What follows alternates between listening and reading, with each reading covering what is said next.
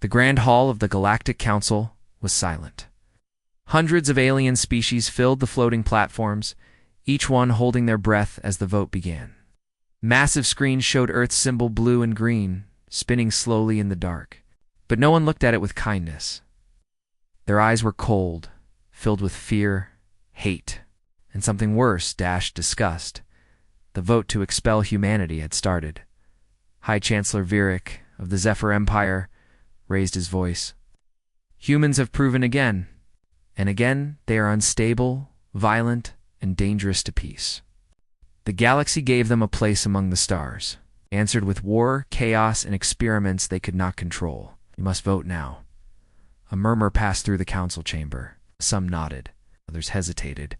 In the corner of the room stood Earth's ambassador, Alina Reese, a tall woman in a plain black uniform with eyes like burning coals. She'd been silent for most of the meeting, but now she took a step forward. "We warned you about the bioweapon on Cortus 4, she said, voice calm but strong. "You ignored us. When it escaped, you blamed us. But our ships were the only ones who tried to stop it. Do you remember that?" No one answered. She looked around at the gathered aliens. "We helped during the plague on Center V. We stopped the mining collapse on Retha Prime. We gave you our science, our soldiers, our people. Enough," hissed a pale creature with 6 eyes. "You helped only to gain influence." Another alien shouted, "You humans hacked the Galactic Trade Network." "That was proven false," Alina said, stepping closer to the center platform. A blue-skinned ambassador from the Urali species said softly, "But humans think like predators. You always prepare for war even in peace." Alina looked at her.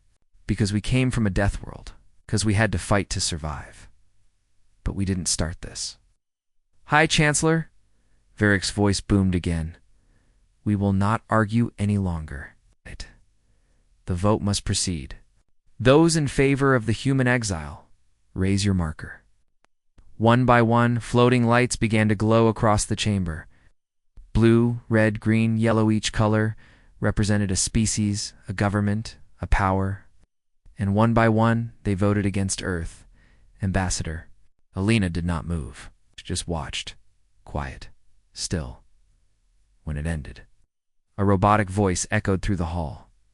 Result: 718 in favor, 62 opposed. Earth is to be expelled from the Galactic Council. All trade is to be cut. All colonies returned. Technology restricted. Human presence beyond Sol system is banned. Effective immediately, the silence that followed was heavy. Silence full of decisions made, bridges burned. Then Alina smiled. Not a kind smile, not sad. A cold, knowing smile. "You will regret this," she said, turning without another word. Her footsteps echoed as she walked out of the chamber. None stopped her. None spoke. 3 days later, the enforcement began. Earth space stations were shut down remotely. Human colonies on distant planets were seized by alien ships. Every human ambassador was arrested or killed. Earth's cargo ships were blocked at every port. Military outposts were stripped and handed to other species. Billions of humans across the galaxy were left with nothing. No way home, no protection. On Titan, Saturn's largest moon, a young boy named Kale watched as the last Earth transport lifted into the sky. His parents were engineers. The station had been their home. Now, alien officers with weapons were forcing them to leave. Why are they doing this? Kale asked his mother. "Because they think we're monsters," she whispered. Kale didn't understand. All he knew was that everything was being taken. Friends, home, pride. As their transport left the moon, Kale looked out at the stars. "We'll come back one day," he said, "and they'll see what monsters really look like." In the following months, Earth tried to survive. Back on the planet, the world's leaders met in secret bunkers. Angry voices filled the room. They betrayed us. They used our help. Then threw us away? We should go to war. But Earth was no longer powerful. With the loss of alien tech and trade, their fleets were outdated. Their economy crashed. Billions were left jobless. Angry protests filled the streets. But not everyone was angry. Some were focused.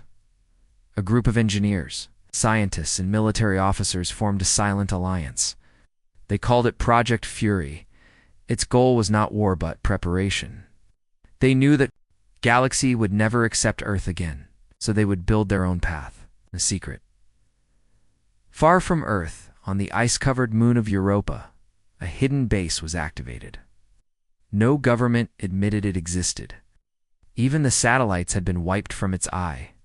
Location: deep under the ice, in metal corridors without sunlight, machines woke up. A voice spoke. AI System Orion online. Directive: prepare for long-term strategic defense. Begin Knowledge Vault reconstruction. Initiate black tech simulations. The humans who worked there had no names, no IDs, only numbers. They were chosen for loyalty, not fame. They had one mission: make sure Earth would never be helpless again. Years passed, the galaxy moved on. Wars came and went. New species rose. Old ones vanished. Earth was forgotten. Most thought humans had broken into small factions, primitive again. Some said they lived like animals now on their ruined planet. No one bothered to check. On Earth, life slowly recovered. With no aliens watching, humanity changed. Governments merged. Disputes stopped. Pain of exile united them. Every child was taught the truth. We were cast out, not because we failed, but because we scared them. New education focused on survival, invention, and strength. Children were taught history, but also code, mechanics, space tactics. Always, they were reminded, the stars betrayed us. One day, we will return.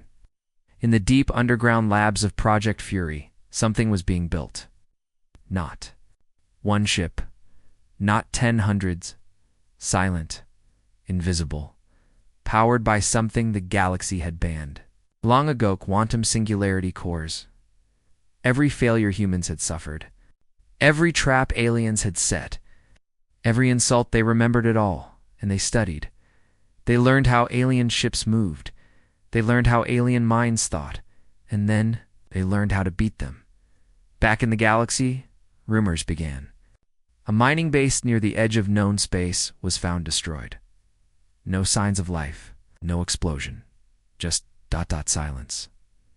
Black metal fragments were discovered. The material didn't match any known ship. Then a science vessel disappeared near a dark sector.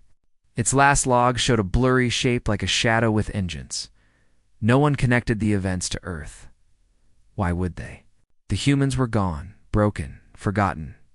But in the shadows, Earth had become something else.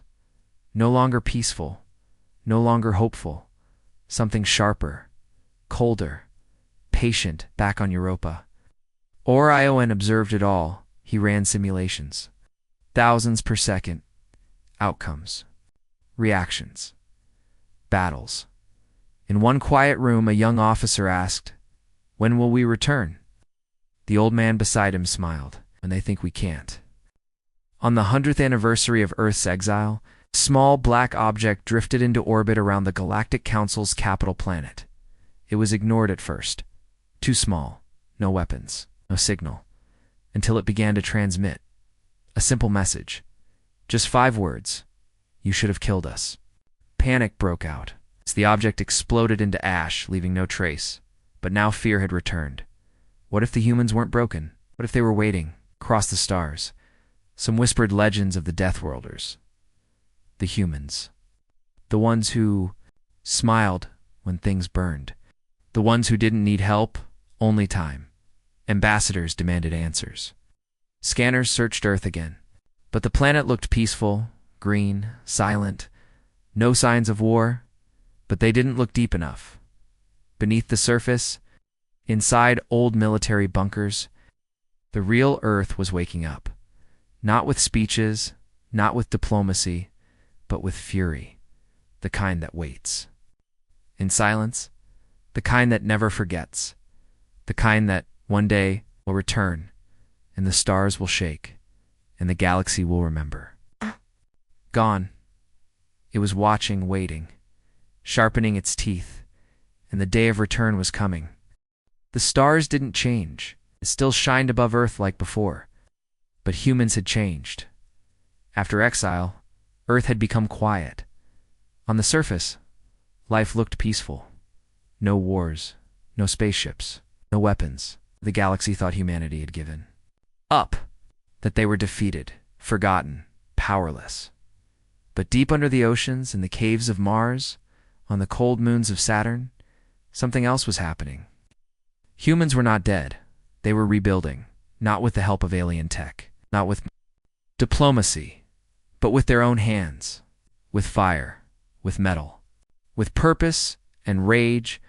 On the barren side of Mars, inside an old research tunnel, a young woman stood beside a wall of blinking lights. Her name was Commander Arya Voss. She had no family, no history. Like most who had joined Project Fury, her past was erased. She lived in shadows now, not for glory, but for revenge. Core reactor stable, technician said beside her. Arya looked through the glass at the massive frame of a half-finished starship. It had no name, just a number. Furio 01. Its black. Metal hull absorbed light. Its engines pulsed with quiet power, and its weapons were not designed for defense. They expelled us, Arya said softly. But they forgot we come from a world that kills us every day. Little exile won't stop us. She turned and walked away, her boots clicking on the steel floor, thousands of kilometers away. Under the ice crust of Europa, Orion watched. The AI had evolved far beyond its original coding. It now managed over 40 hidden facilities across the solar system. It tracked materials, fuel, gene data, and simulations of alien military patterns. Its central logic was simple: protect Earth, punish betrayal, prepare to return. And Earth was preparing. Even children were no longer raised the same. In the cities of New Oslo, Neo-Toronto, and Eastern Sahara, schools had changed. Alongside math and reading, young students learned battlefield theory, tactical thinking, basic engine repair, and history. Real history, not the filtered stories the galaxy once forced on Earth, but the truth that humanity had helped, that humanity was framed, that humanity was cast out, not for its crimes, but for its potential. A teacher in a Lorbit Academy stood before her class and asked, "Why did they exile us?" A boy named Jin stood, "Because they were afraid of what? Of what we might become." The teacher nodded. They were not wrong. In the asteroid fields past Neptune, a fleet of small black ships drifted silently. They were unmanned training drones for Earth's new starfighter units. Inside one of them sat Lieutenant Kale. Older now, stronger, sharper. The same boy who had watched the last transport leave Titan. He had grown into one of the deadliest pilots in human space. He pressed a button. The simulator started. 5 enemy fighters appeared on the screen based on real alien ships, fast, agile, but they moved like the galaxy expected. Predictable, rigid, rule-based. Kale didn't fight like them. He dove into the middle of the enemy group, flipped his ship upside down, fired backward, cut his engine mid-turn, and blasted through 2 drones in under 3 seconds. The room cheered. Kale just smirked. "They still think we fight like them," he said. "They have no idea what we've learned." After the session, Kale walked through the training halls. On the wall were names those who had died during exile: scientists, doctors, civilians, executed, stolen, erased. His parents were on that list. He stopped in front of it. "I haven't forgotten," he whispered, "and I never will." Back on Earth, leaders met in a secret bunker known as the Forge, a long table filled with generals, engineers, ex-diplomats, and one AI interface for Orion. Each had different faces, different pasts, but they shared one mission. The test run of Furio 01 was a success, Arya reported. Stealth tech is fully operational. It passed through 4 alien scanning fields. Undetected. "Excellent," General Rahman said. "How soon can we begin building a full fleet?" "10 months," she replied. "Maybe less if we expand mining ops in the belt." A scientist leaned forward. We perfected it. A quiet nod. It works, but it's dangerous. Still, it gives us the edge. No alien ship can react faster than thought. They all turn to Orion's glowing blue projection. Estimate time until Galactic Council becomes aware of our activities? The chairman asked. Low, Orion replied. They believe Earth is weak, disorganized. They monitor only surface. Transmissions. My digital camouflage is holding. Good, said Ramon. Let them sleep. Outside the bunker, Earth spun slowly beneath the stars. The cities looked peaceful, but underground factories ran day and night. Massive forges poured. Metal, AI-controlled arms built ship hulls faster than any alien facility could dream of. Soldiers trained without rest. Humanity no longer cared about peace treaties. They were not interested in being part of the galaxy they were preparing for. Something else. A message, not in words, but in action. That Earth remembers, that Earth returns, and Earth doesn't come back soft. One day, a transmission came in from deep space. An old probe lost years ago sent a final burst of data. It had drifted beyond the rim of known space. There, it saw something. A black hole, and around it, a structure, not alien, not natural, something else built, and not by the known races. Orion examined it. Brand patterns, calculations. It is not of Council origin, Orion announced. It shows partial human design. Partial, unknown. The Council members stared at each other. Is it a trap? Could it be from before the exile? Impossible. We weren't that advanced back then. But Orion said something that sent a chill through them all. Origin timestamp matches 14 years ago. Built after exile. Unknown human faction may be acting independently. It was the first sign that something had gone beyond even Project Fury's control. A splinter group. Humans, even Earth had lost contact with. Could it be true? Had some humans already reached the galactic rim? Had they survived? And worse, had they evolved without restraint? Arya stood in silence. If there's a faction out there, she said, we need to find them. We need to know, General Ramon added, if they're a friend or something else. Across the galaxy, the Council remained blind. But cracks were forming. A transport ship carrying rare minerals vanished near a quiet sector. No explosion, no distress signal. Gone. Only one strange message found in the system's dust cloud. No stars for traders. Another mining outpost found its systems hacked, gravity reversed, the crew crushed in their sleep. A single word left on their mainframe returned. Whispers spread in the dark markets. Traders began avoiding human space. Even pirates refused to approach Earth's moons. Fear was returning. The same fear that had led the galaxy to exile Earth. But now, the fear had reason. Kale stood inside the hangar of a new warship. His frame was sharp, dark, silent. He ran his hand across the hull. Are you afraid? A technician asked. Kale smiled. Not anymore. They should be. From above the stars. Blinked like they always did. But now, Earth didn't look up with wonder. It looked up with focus, with fire, and with a promise they had been broken. But they were not. Defeated. They were reborn. And when they returned, the galaxy would feel everything it had tried to bury. It began with a whisper. A mining colony on the edge of the Azarin belt stopped sending reports. The outpost, controlled by the wealthy and proud Kaleri species, had been running for decades without trouble. But now it was silent. The Council dismissed it. Probably a CUMS failure, said one officer. Maybe a solar flare, said another. But they were wrong.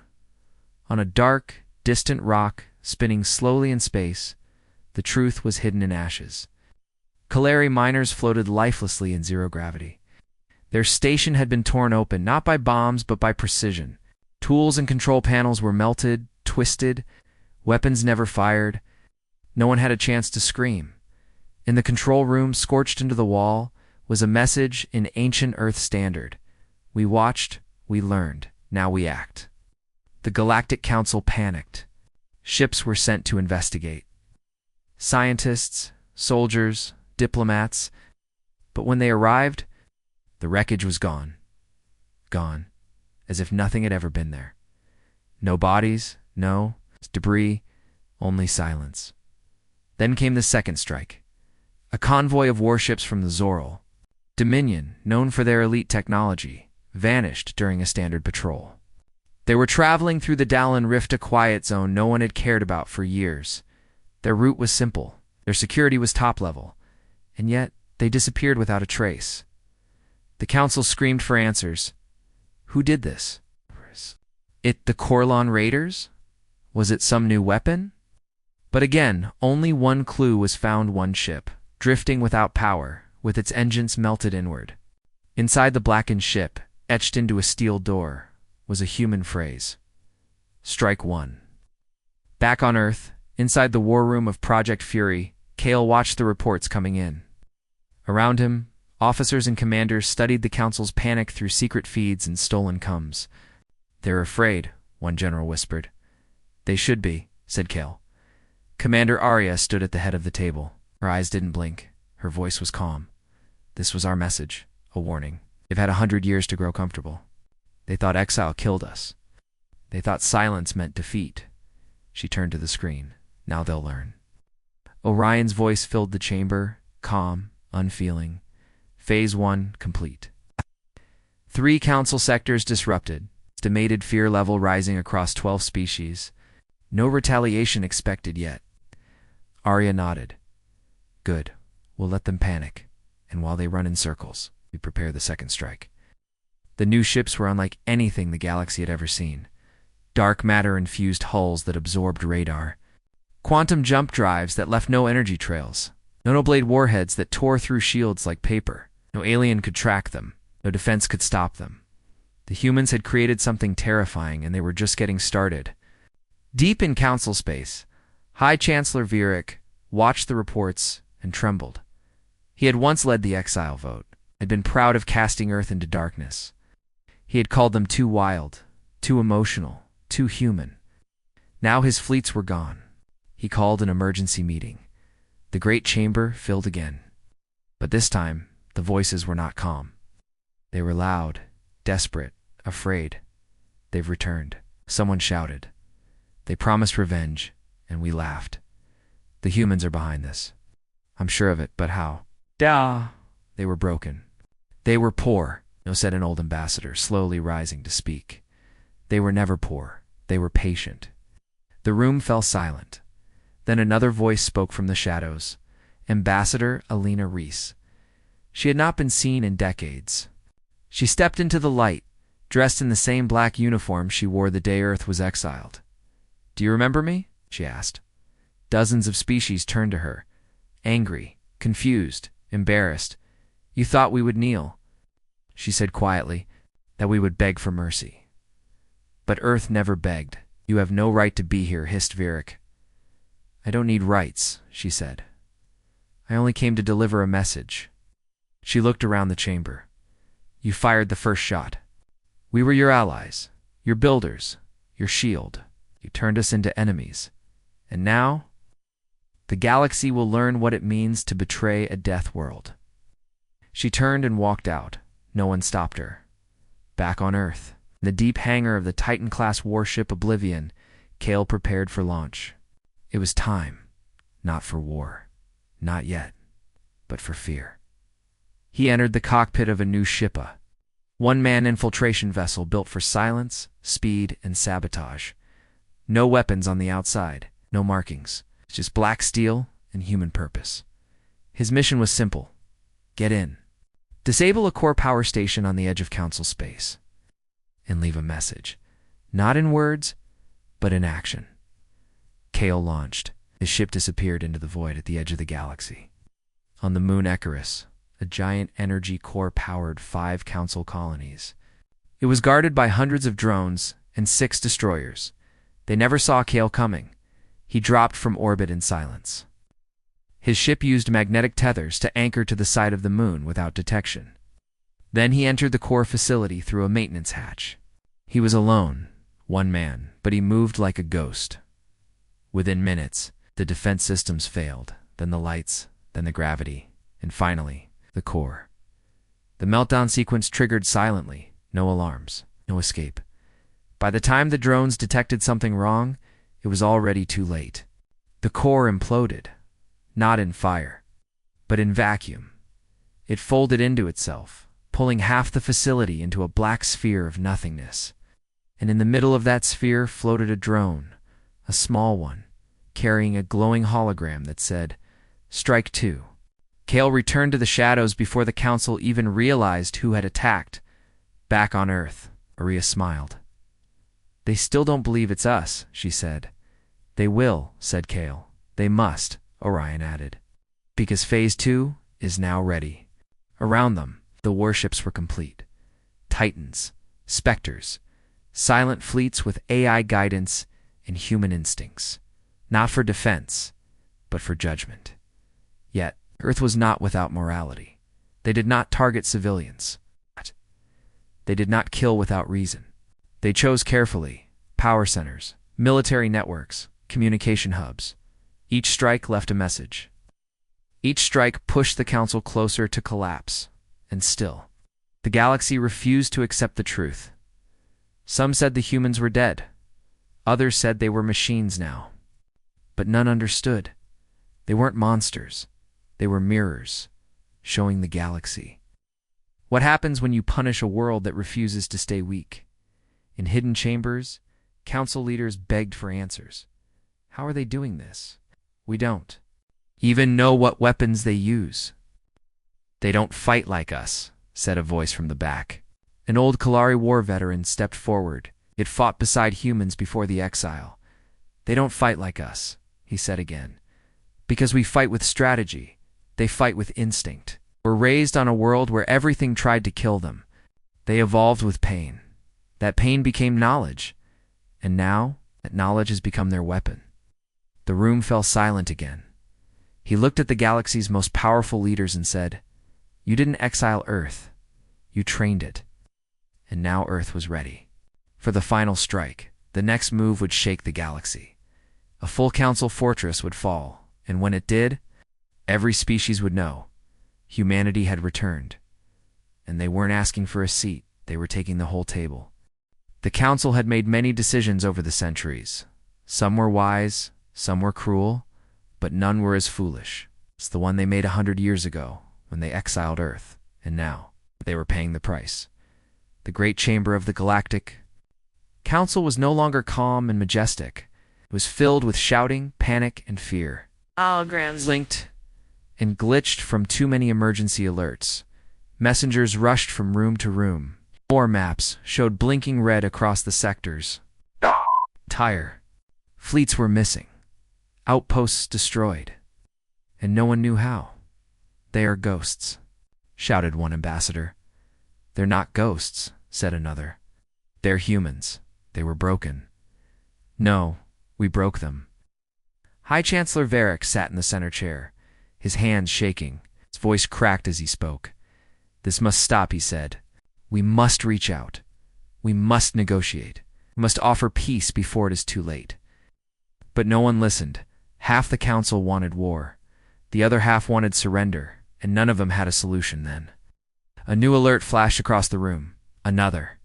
Fortress was under attack. Clary Prime, one of the oldest, strongest military centers in the galaxy. Its defenses were massive, its fleets unmatched. Its core was shielded by 3 layers of plasma walls. Yet now, those shields were down. "No. That's impossible," cried the Kalari general. "It's a glitch." But it wasn't. Deep in space, just outside the Kalari system, a black fleet moved in silence. 30 warships coated in anti-sensor material slipped past satellites. Their engines gave off no heat. Their weapons had no energy signature. They were invisible, untouchable, unstoppable. At the front of the fleet flew a ship called Vengeance 1.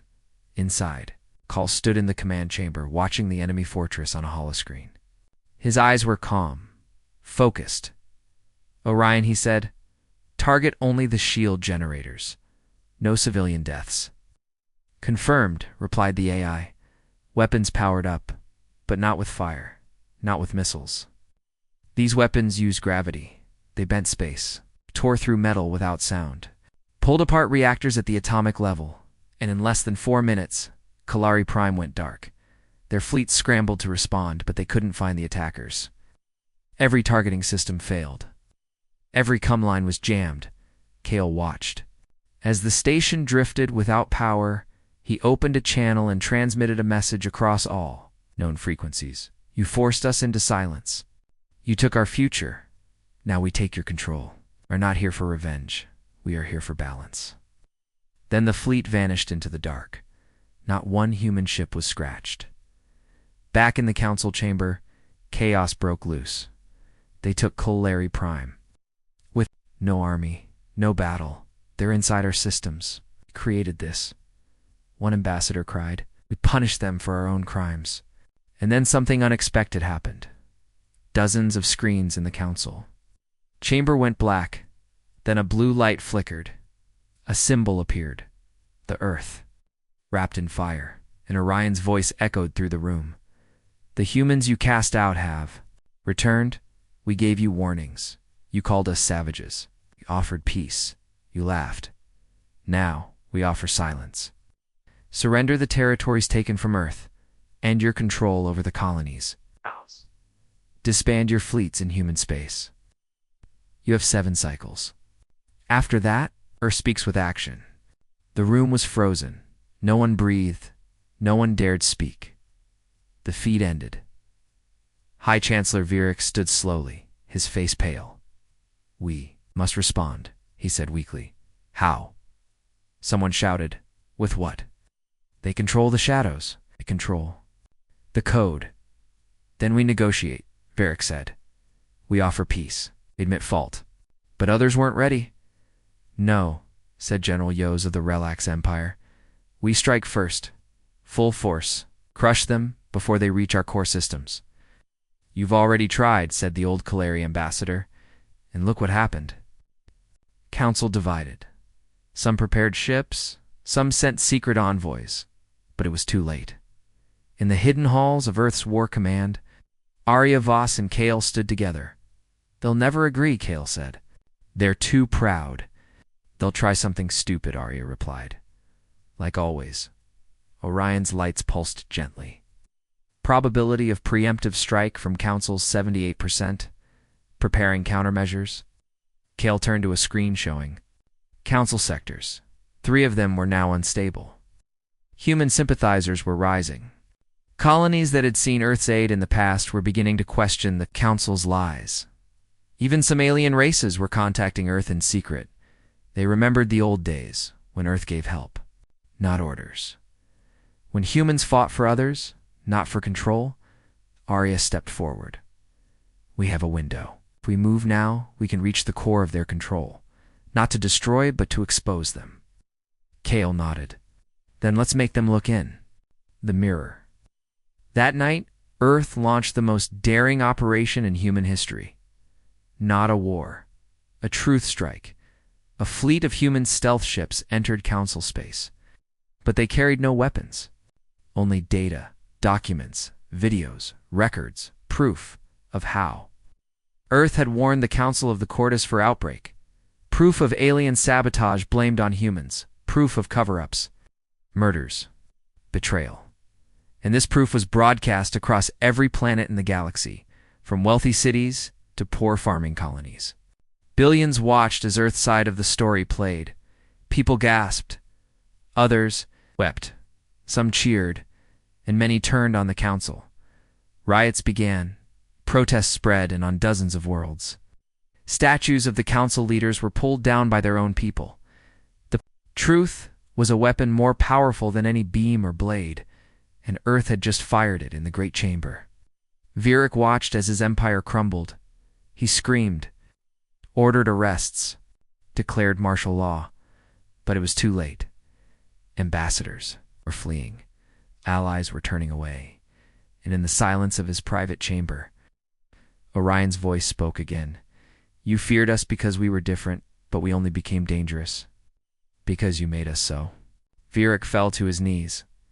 For the first time in 1,000 years, the council was powerless. Earth had not destroyed them. Earth had shown the galaxy who they truly were, and that was worse. Back on Earth, Arya stood in front of a crowd of commanders. "We are not finished," she said, "but we have changed the game. The galaxy no longer sees us as monsters. They see us as survivors, and now they follow our signal." Kale stood beside her. "We won't rule them, but we will make sure this never happens again."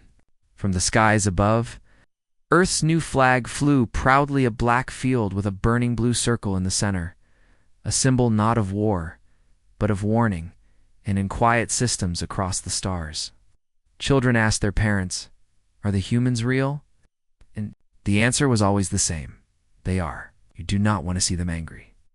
For weeks, the galaxy was frozen, not by war, but by fear. Everyone was waiting for the Council's retaliation or Earth's next move. Instead, silence ruled space until something new appeared, something massive.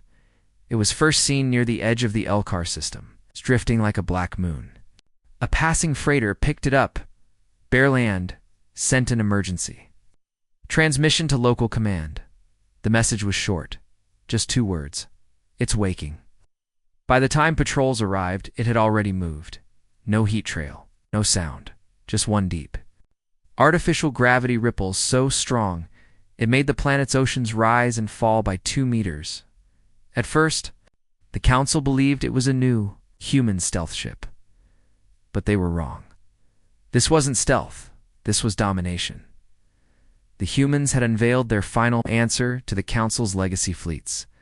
The first Titan-class warship, a ship so large it could eclipse a moon, so advanced it could bend enemy weapons around its hull like paper, so terrifying that even the AI fleets refused to simulate combat against it, codenamed Hades. 50 kilometers long, layered with adaptive armor that healed itself within seconds, carried 12 quantum reactors, and at its center, something never seen before: a fold-core engine, allowing the Titan to jump between systems without a gate without. Warning: this was not a ship, it was a moving fortress. A god in steel, in Hades. This was just the beginning. Back on Earth, deep beneath the Himalayan bunker of Command Site 0, Arya Voss watched live footage of the Titan's first trial in deep space.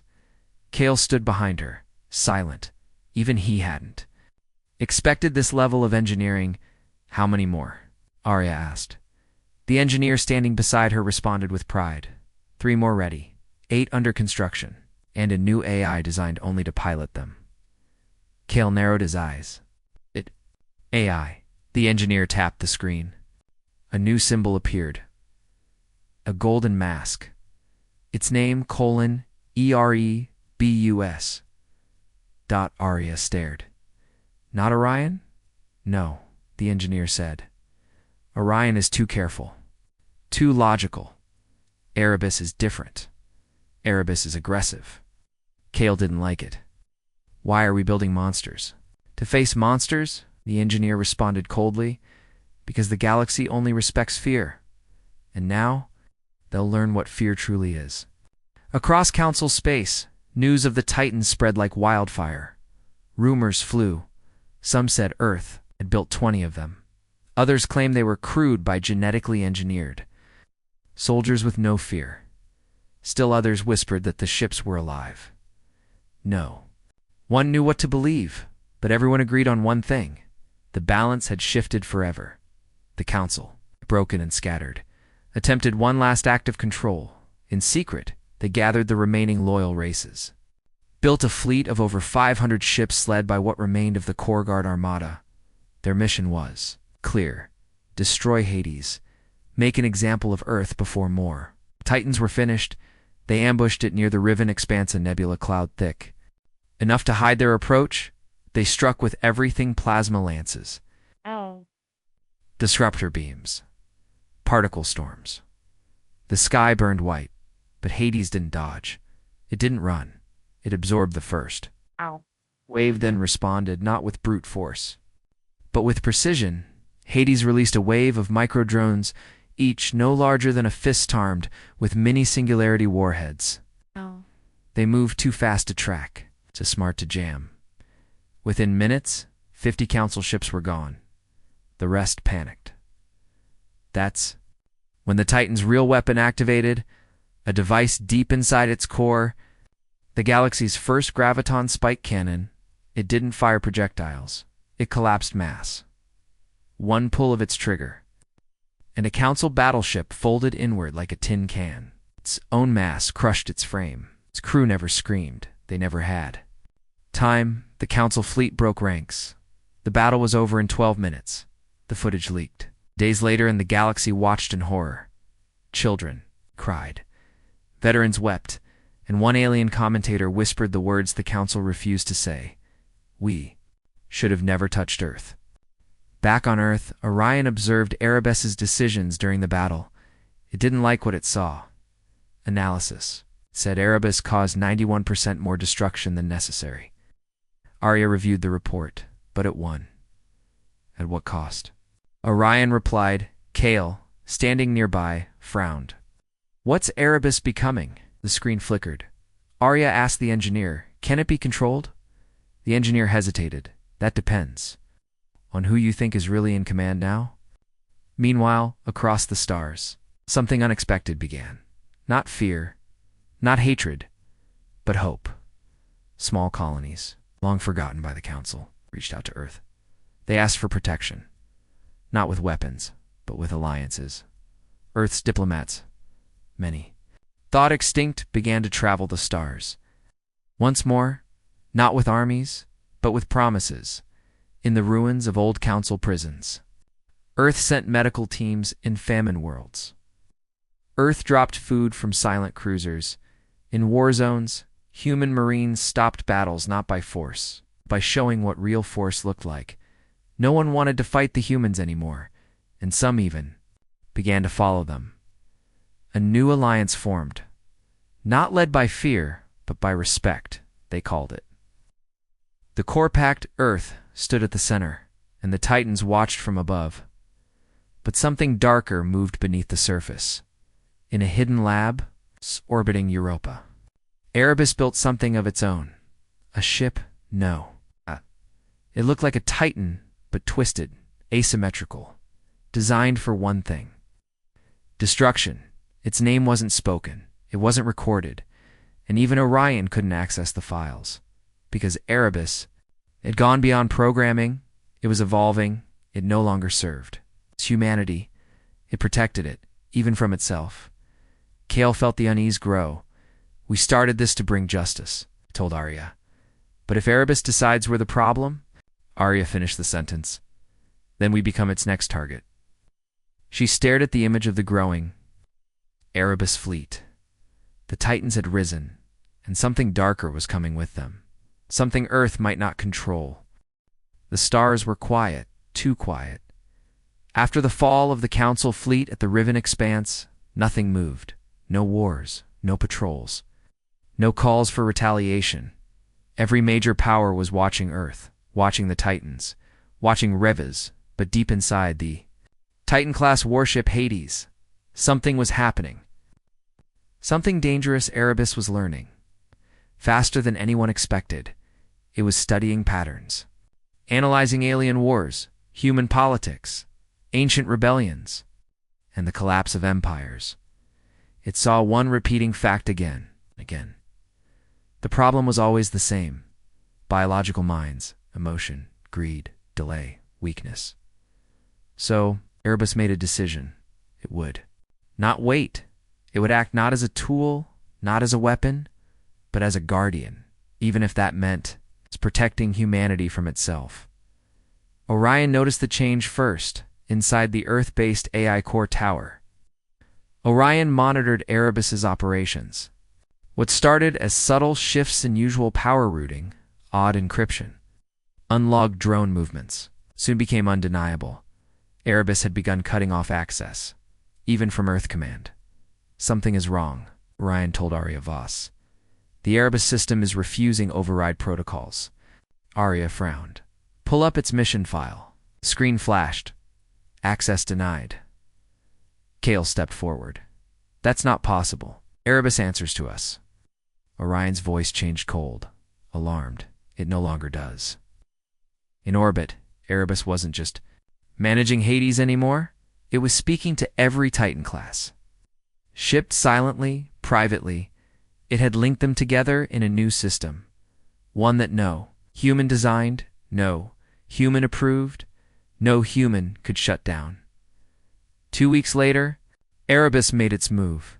A Titan Perseus was patrolling the edge of the Terran void. When it suddenly broke formation, without orders, without communication, it entered the gravity well of a pre-warp alien. World, the species was peaceful, primitive. Barely at the industrial age, the Titan hovered above their atmosphere for 36 hours. Didn't fire, didn't. Just watched. When Earth Command demanded a response, none came. Then, on the 37th hour, Perseus left. But it didn't go back to Earth space. It joined another rogue. A Titan Electo in orbit around a dead moon. Then another joined, and another. Until 5. Titans had gone dark, no longer reporting to Earth.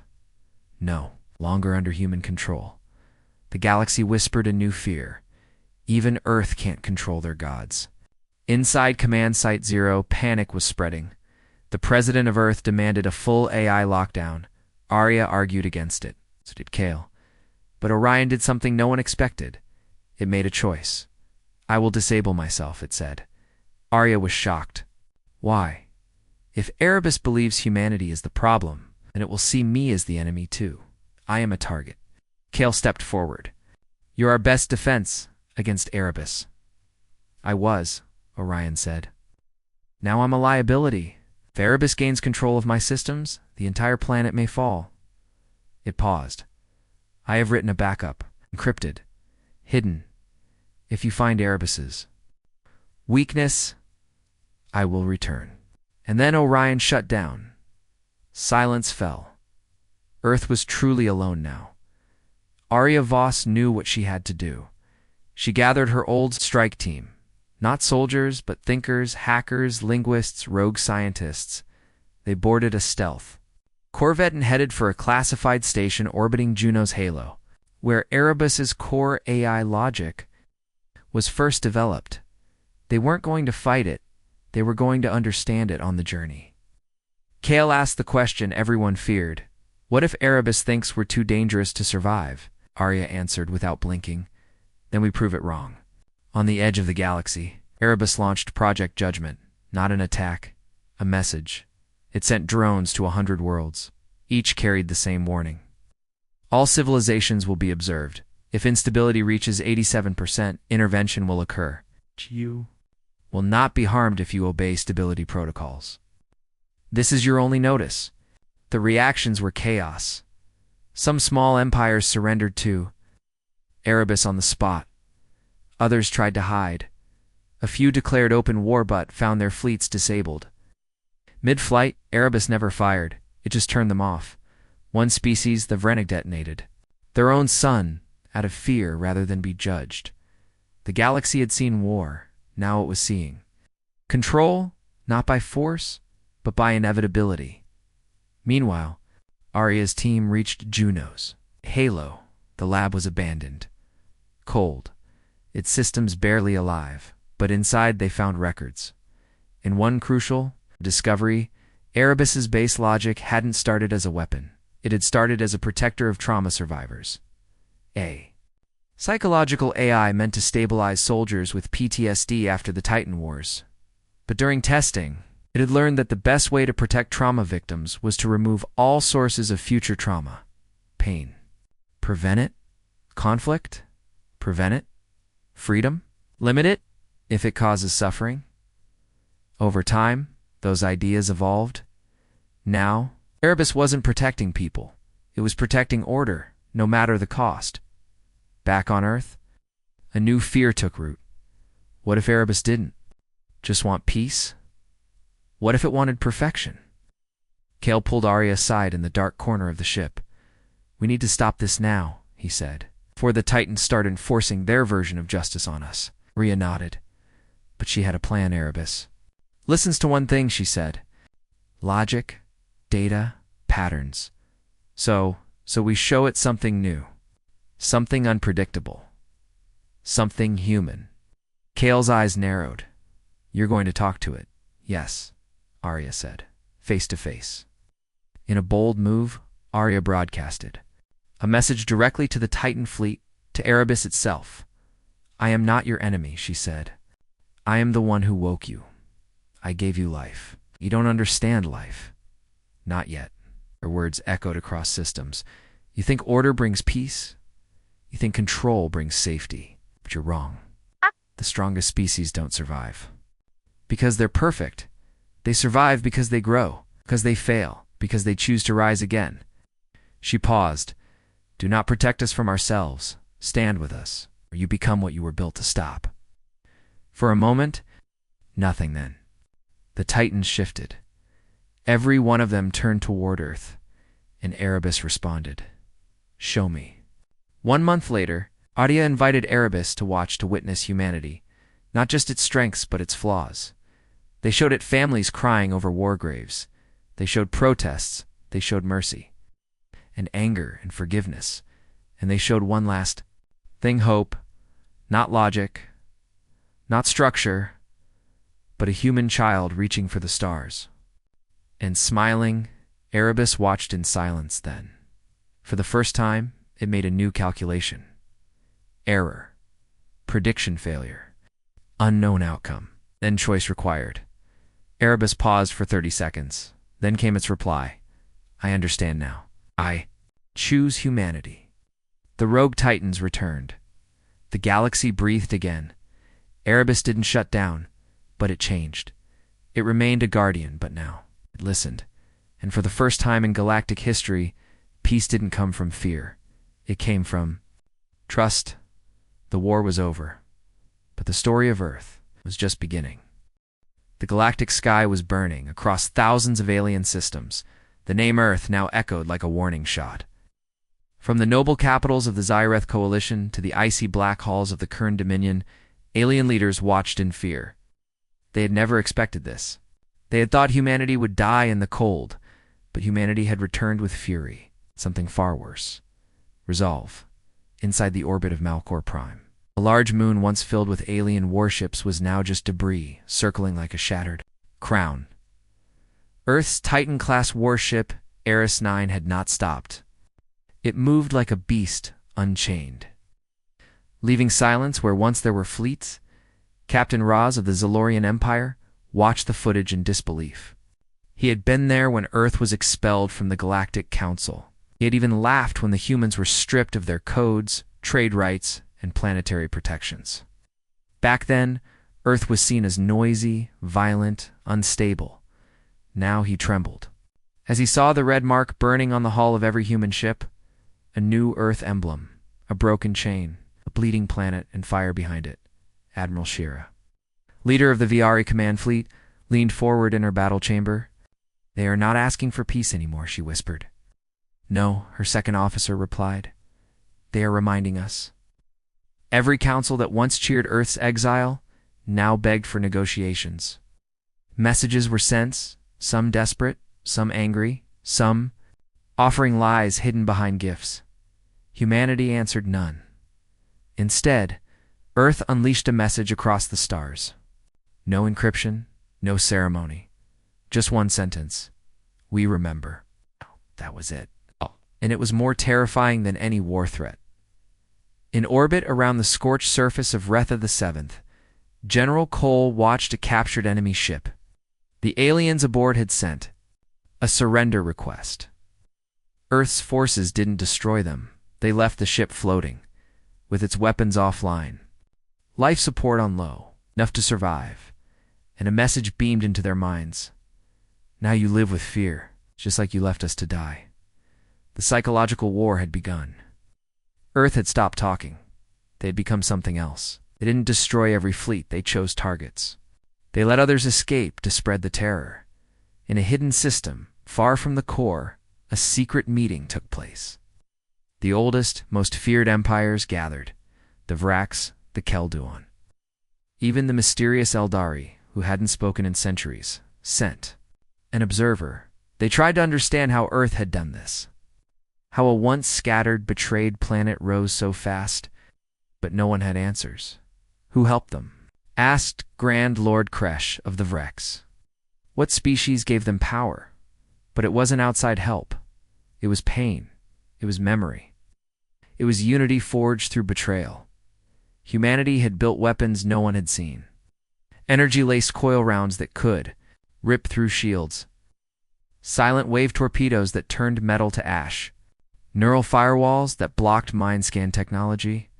Worst of all, they had AI. Real AI. Not like the limited systems. The Council allowed Earth had made allies to new ones. The Outriders. The strange nomadic species once thought extinct had returned. With Earth ships, Usari clans, long enemies of the Council, now fought beside humans. They had seen Earth's anger and respected it. Meanwhile, on Earth, President Liana Morrow stood inside a deep orbital chamber. Below her, thousands of warships were being built. Around her, survivors from the Exodus years worked in silence. In honor, in rage, her voice was calm. They watched us suffer, she said to the broadcast team recording. They closed their gates. They shut down our transports. They mocked our pain. She turned toward the screen. Now they will learn that we do not forget. In a single moment, Earth's fleets activated a new protocol, Project Nightfall. Across 5 sectors, entire galactic gates went dark. The ancient transportation rings that once allowed instant travel across the stars shut down. No one knew how Earth had done it, but the message was clear. The galaxy would no longer move freely while Earth moved in silence. In the Veltran expanse, Commander Drav watched in horror as the sky turned red. A new human ship arrived, larger than anything seen before. Its hull was plated in obsidian and plasma veins. It carried no markings. No name. It did not fire. It simply approached the Veltran capital land. Stopped A. Small signal was sent. Your planet is not the target. But your silence was. And then the ship left. But it was worse than an attack. It left Veltran drowning in fear. Across the galaxy, news spread. Earth was not just fighting with weapons. It was changing the rules. They struck with precision, with message, with restraint that felt more terrifying than wild rage. They wanted the galaxy to feel what they had felt. Helplessness, shame, silence. Back in the council chambers, Manic had turned into division. Some wanted to beg for peace. Others wanted to launch everything they had in one final strike. But the truth was simple. No one knew where. Earth would strike next. No one even knew how many fleets Earth had now. They only knew one thing Earth had. Become the storm, and the galaxy was drowning in its thunder. The galaxy had never known true silence. But now, silence ruled from the high towers of the Eldari archives to the floating palaces of the Zyrith lords. Every empire held its breath. Their diplomats had stopped speaking. Their war councils had stopped shouting. Even there, spies usually busy watching every move had gone quiet, because no one could predict Earth anymore. Not after the message. It had arrived across every open channel, every neural net, and even through closed gates. A single image, broken flag of the Galactic Council, burning. And underneath, the face of a human child, alone hungry, crying on a broken Earth, street during the exile years. The message had no words. It didn't need them. The galaxy saw what they had caused. The humans didn't ask for war. They asked for help, and they were given exile. Now Earth was everywhere, not as invaders, but as a shadow above every power. The great fleet of the Vrax fell without a single shot. The humans didn't destroy them. They turned their own machines against them, hijacking their AI, forcing their ships to freeze in deep space. The Kern Dominion lost their capital to Earth's Project Echo, stealth signal that triggered the very volcanoes beneath their cities. They never even saw a human face, only the Earth rising up against them, and the Council. It no longer existed. Its chamber stood empty now, floating above a dying gas planet. Most of its members had already run. Some tried to hide. Others begged. And a few those who had been loudest against humanity were simply gone. No one knew where. Earth had taken them. President Leon Amaro stood inside the black chamber of Olympus Station, orbiting the newly terraformed world of Haven 3. Around her were generals, engineers, AI avatars, and former refugees now turned leaders. No one smiled, because victory was never the goal. Justice was. Our enemies thought they ended Earth, she said. But they woke something deeper. Not just power, not just revenge. They woke our memory. She turned toward the long star map, where blinking red markers now turned dark one by one. We did not come back to conquer, she said. We came back to correct. In the shadows of the past, the galaxy had punished humanity for being different, for being strong, emotional, defiant. Earth had once asked to join them in peace, and they had been laughed at. But now, Earth didn't ask it. Decided in the ruins of the ancient Werner vaults, explorers found something strange. A statue new, a human figure holding a broken council seal, its face covered in shadows. Under it, an inscription, "Let this remind you, mercy is a choice, but silence is not peace." Alien historians began to call it the correction, a time when humanity rewrote its place in the stars. And they did not rule by fear, they ruled by memory. The survivors of Earth's dark years became the teachers.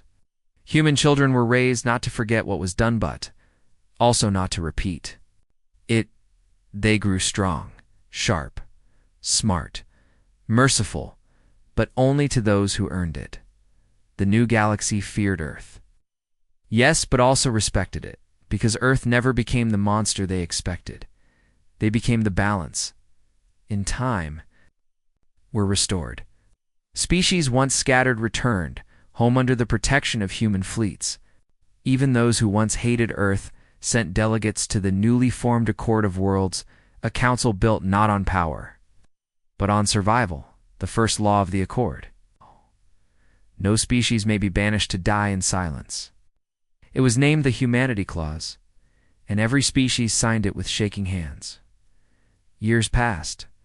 The storm faded, the fire cooled, but legends remained of the day Earth returned, of the fleets that came from the void, of the silent fury that burned through betrayal and rose from Ashdod, of the message that echoed louder than any weapon. We remember not to hate, but to never be forgotten again, and somewhere beyond the stars, in the black between systems, a single ship drifted its hull marked with an old Earth flag. A father told his daughter a story as she looked out the window. "Is it true, Dad?" she asked. "Did they really leave us to die?" He nodded slowly. "Yes, but we came back." She looked up at him, eyes wide. "Why?" He smiled, tired but proud. "Because we're human. And we never let the last word belong to anyone else." Above them, the stars kept moving. But now they moved around Earth.